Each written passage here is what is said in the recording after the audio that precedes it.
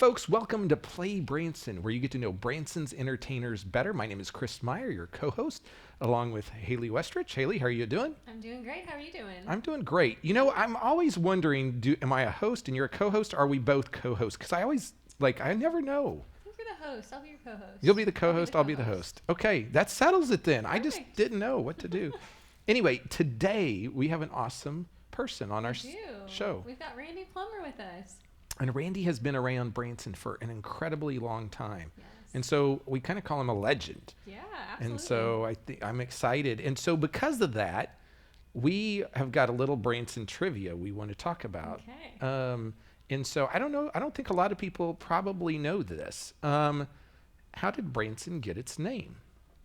Do you remember? I don't remember. So it was named after a local general store owner, and I think he actually was the postmaster, and his name was Reuben Branson. And so that's where the name came from. But before it was Branson, it was actually named, and I hope I get this right, Lucia, Lucia. That's way back in the day. Yeah. It didn't last very long back then. So we like Branson a lot better. Here's something else that's a little bit of trivia. The Cathedral Room at Marvel Cave is the largest cave entrance in the United States. Wow. And there's a lot of history out at that cave. Oh, yeah. In fact, that's what started Silver Dollar City. And they've had weddings out there. They used to have TV shows and square dances and even hot air balloons inside that cave. It's a huge dome. So if you got to Silver Dollar City, be sure to see that. Here's something else. Shepherd of the Hills Fish Hatchery is the largest trout rearing facility operated by the Missouri Department of Conservation. I didn't know that. No, and that's a neat place to check out, too. Yeah. So a lot of times people don't realize you can go there for free. Yeah. The Shepherd of the Hills Amphitheater was purposely located on the site where the models for author Harold Bell Wright's characters lived. So, and they've actually, they're revitalizing that as we speak. The first full costume and set changes began at the old Starlight Theater, which was the Cheeside Child's Theater. Is that accurate? Yeah. They started, they always said the entertainers, would show up in whatever they had, jeans and overalls, and she was the first one to bring sequins and all the star sequins. There's the sequins. That's your thing, glitter. Yep. Glitter. So Randy Plummer, he's been performing in Branson for 44 years. Incredible. And so we're going to talk to him in just a moment. So stay tuned. We'll be right back. There are so many things to do in Branson. You need help planning and booking all your fun. You need iBranson.com. You can find everything Branson has to offer from your computer, tablet, or cell phone. You can even buy tickets online or talk to one of their friendly Branson travel specialists. There's no sales pitches, no delivery fees, no service fees, and no waiting. It's fast and easy. Find your fun at iBranson.com. Do it all online or call 877-ENTERTAIN. That's 877-368-3782. iBranson.com. Welcome back to Play Branson. Today, we have Randy Plummer. Randy, it's so good to have you here. Thank you. And here, but even before we get started, I have to tell the audience that we've already done this whole show once. We recorded it, and then we had a technical glitch, and so we lost it. And so you were so gracious to come back and do this again. And so I appreciate that, number one. My pleasure. And you're just so kind to do that. And so we're gonna kind of talk about what we talked about last time, but nobody saw it. So now if I can remember what we were talking about. Yeah, and so because you have such a long history in the entertainment industry here in Branson, take us way back and talk about how you got here and what the early days of Branson were like. Okay, let's see. I came out here with my mom and dad, Daryl and Rosie Plummer, and my sister Melody. It was like May or something like that, 1971. I was a baby. I was a baby. Yeah, oh yeah, sure you were. Anyway, this guy, Harold Goad, he just passed away. He used to act in Shepherd of the Hills play. Well, he ended up being in the Plummer family show, and we lived in southeast Missouri. And he said, you got to see Branson. So we came to Branson, summer of 71, and fell in love with the area. And he got my sister and himself, and we played a jam session at Shepherd of the Hills on their set, and then he got me and my sister and himself on Presley's and Ballknobbers to do a song on each of their shows. Somehow he talked Lloyd and Gary Wow. and the Baldies into letting us on to do a song, and that was a real thrill. So we were hooked. So November of '71, we bought the theater. Now, was it an And, existing theater? Well, there was a theater built, and long story short, without being too blunt, he wasn't making it, and we bought it and took it over. Gotcha. I don't know if the man even finished the whole season. Jim Nash was his name, and anyway, he didn't make it, so we just took over. Okay. Took it in May of '72, and then we opened up. November of '72 we bought it. Opened in May of '73. Okay. And then we made it twice its size, and then we were there till 1990. We were there 18 full seasons, and did our show there. Had a good run. And it was called the Plummer Family? Is that what it Plummer was? Family Country Music Show. Yeah. Yeah. It had a good run. By my mom and dad decided in around 1990 to just sell it and move back to Southeast Missouri and watch over some of the remaining parents, and so they moved away. But I just felt like the good Lord wanted me to stay here, so I did. So this is the 45th year. Wow. So Wow. yep, and I just keep going. There you go. Awesome. And so besides the shows and things that you do, you also work on books. Yeah. Talk Yeah. to us a little bit about that. Okay. Oh my gosh. Well, I have my production company. It's Plum Puddin' Productions, and I came up with that logo like 1995, and so around 2010, I started thinking. Somebody suggested about me writing a story, and I'd been wanting to write. Right. So I started writing a story about a character called Snow Deer, and in March of 2011.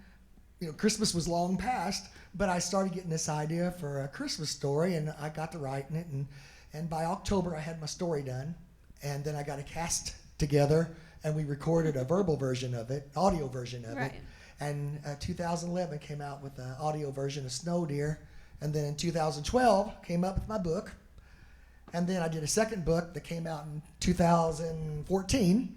And then I'm writing a book right now, a third book of Snow Deer, Lord willing, hoping to release around June. Yeah.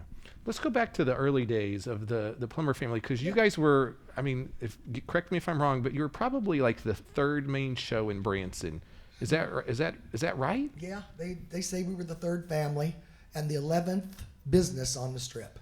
Yeah.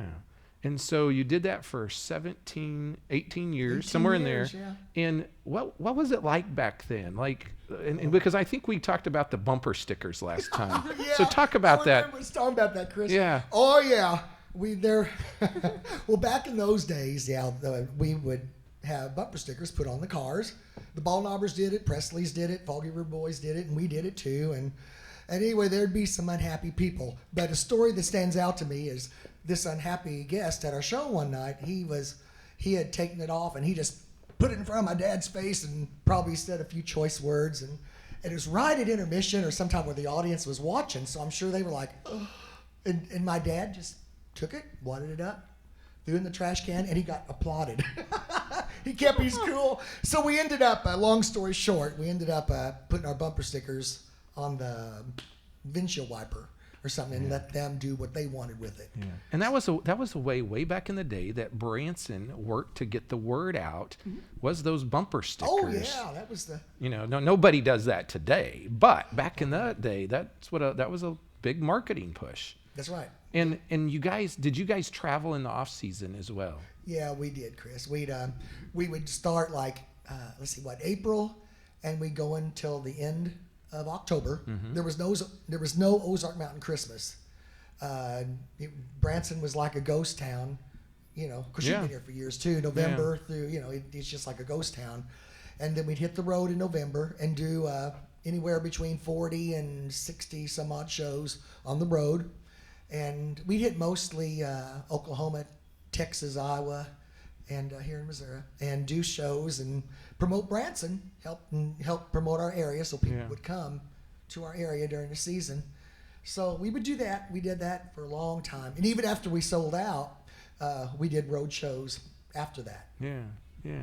And so for those 18 years, was it what we call the typical Branson show, right? Where country music, comedy, right? Correct. Yes. Okay. Yeah. We did a variety. My dad is a real big believer in doing country and doing a good variety. So hopefully somebody will like something. You know, I was at the attitude that like, hey, if they like the popcorn, as long as they like the show and came back, you know.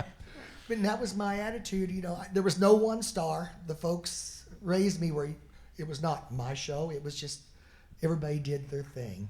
And we tried to get such a variety that hoped people would come back. But we did mostly country, a lot of gospel, comedy. My mom played accordion, so we had like polka and waltz type music. And What did you do in the show then? I sang and played bass guitar.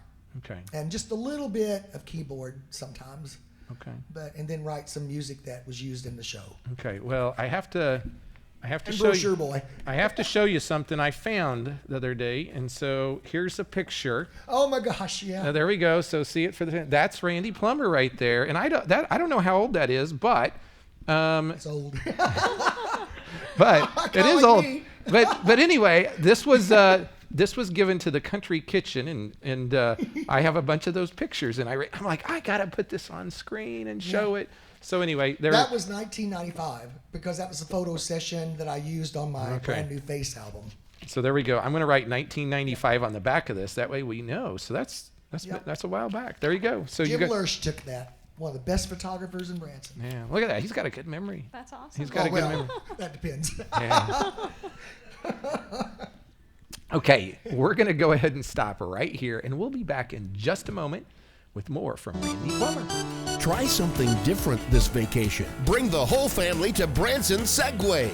Segways are the most fun on two wheels since the bicycle. It's safe and fun. Ride at your own pace on our specially designed track. You can do I it. don't know if I can do this, guys. I don't know. To get your family from ho-hum to adventure, ride a Segway. Branson Segway and Adventure Center on Highway 165, just 1 block south of Titanic. Come on, slowpokes! Ride like the wind! Woo! Welcome back to Play Branson. We're here with Randy Plummer, who is a longtime Branson entertainer. And in the last segment, we were kind of talking about the history. And you mentioned that your family had sold the theater around 1990. And so what happened to you after that?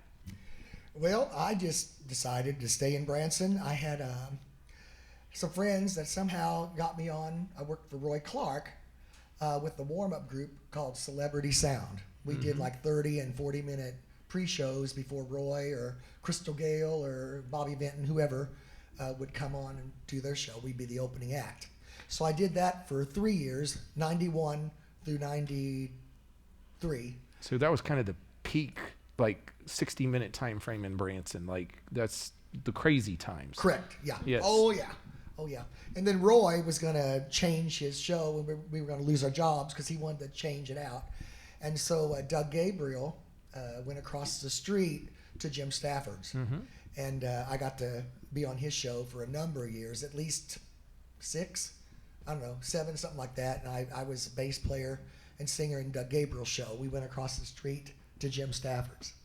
And then, oh my, then after that, let's see, I played with the Bacon family, Max Bacon. They started at our theater in 1990 and did a gospel program. So I went with them. I'm backtracking a little bit, but anyway, in 91, went with the Bacon family. We played at the Foggy River Boys Theater, and then we moved over to Grand Country. And that's where we were there for, gosh, they we were just- there 27 years. They just retired this last year. And so did you stay with them that whole time? I was gone for about 4 or 5 years because I worked the Branson Gospel Hour that was at Christy Lane's old theater, which was later Cheesize, or maybe Right. it's just the opposite. But Yeah. anyway, I worked at Cheesize old theater with Branson Gospel Hour with Dewey Atchison and Okay. Dathan, his son, Yeah. doing a gospel program. So I went with them for a while. Then I went back to the Bacons. So I was with the Bacons around 20 years. They were there for like 27. Wow. And then they retired in, their last shows was 2016, I guess it was.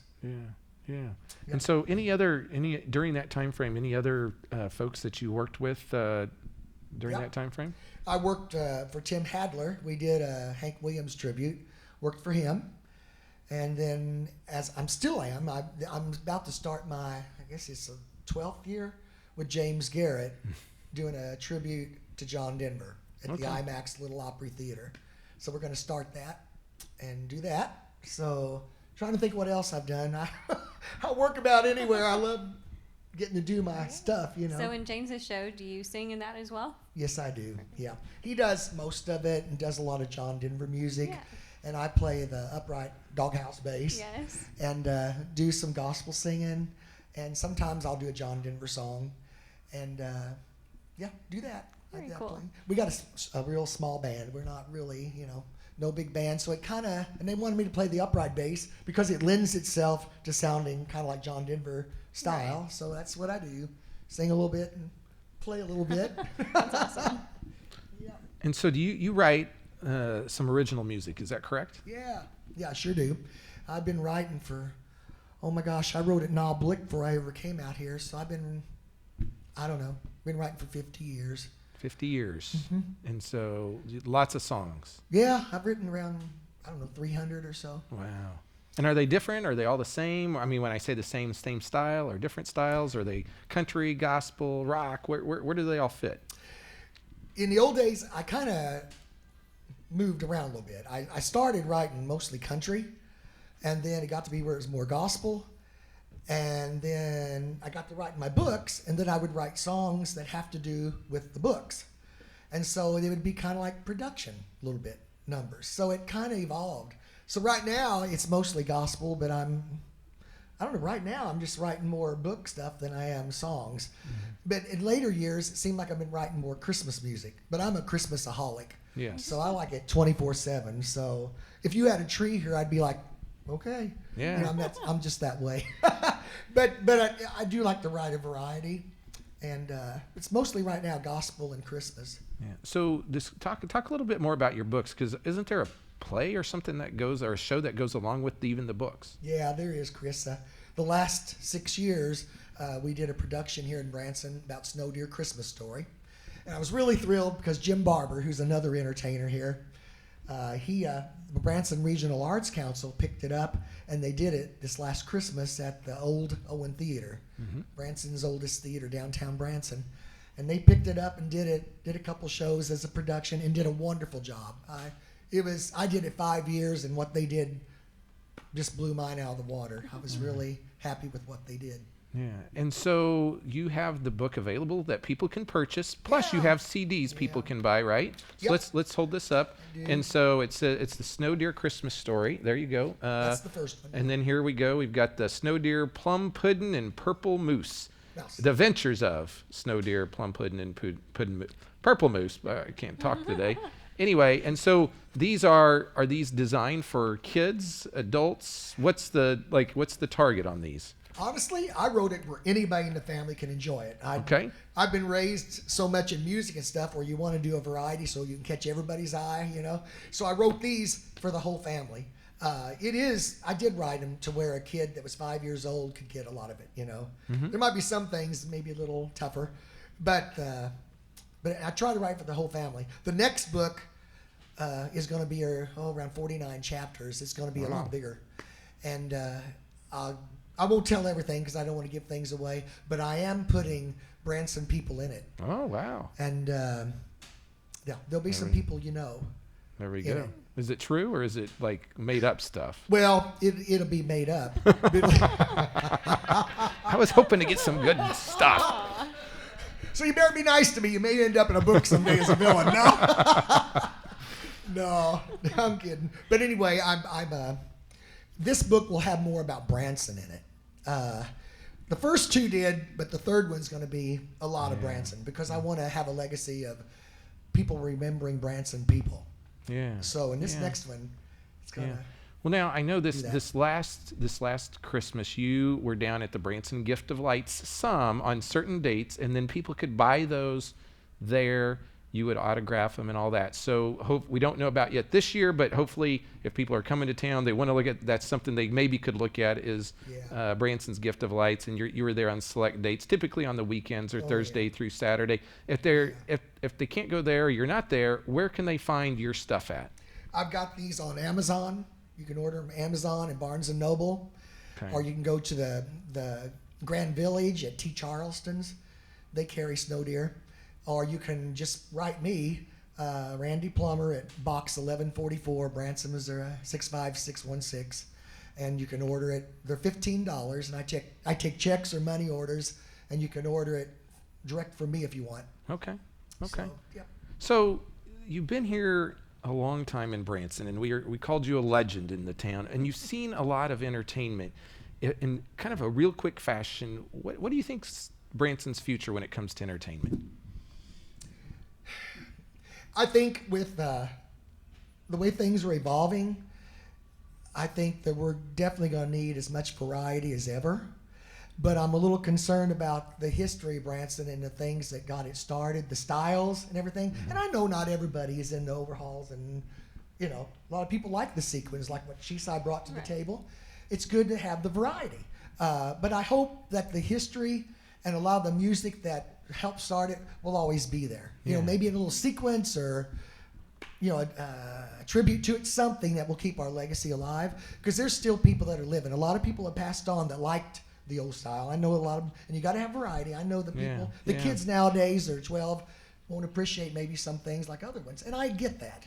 But I just hope that they remember some of the old stuff and how it started. Well, and I think with you in Branson, that's going to help and be possible because you have that legacy, you have that history, you have those memories. And so I just want to thank you once again for coming back and letting us talk to you folks. And so be sure to catch Randy Plummer out at IMAX with James Garrett out there at the tribute to John Denver. They're there on select dates and times. Be sure to go to ibranson.com. You can see their schedules there, or you can check out IMAX and their schedules on the website also. Thanks for watching. We'll be back in just a moment. The Platinum Award-winning Comfort Inn and Suites Branson Meadows features a unique mountain lodge theme with amazing views of the Ozark Mountains. The guest rooms are spectacular with over 30 suites. Cool off in the refreshing indoor pool and hot tub, or enjoy free hot breakfast every day. For more information or to make reservations, call 877-7-HOTELS.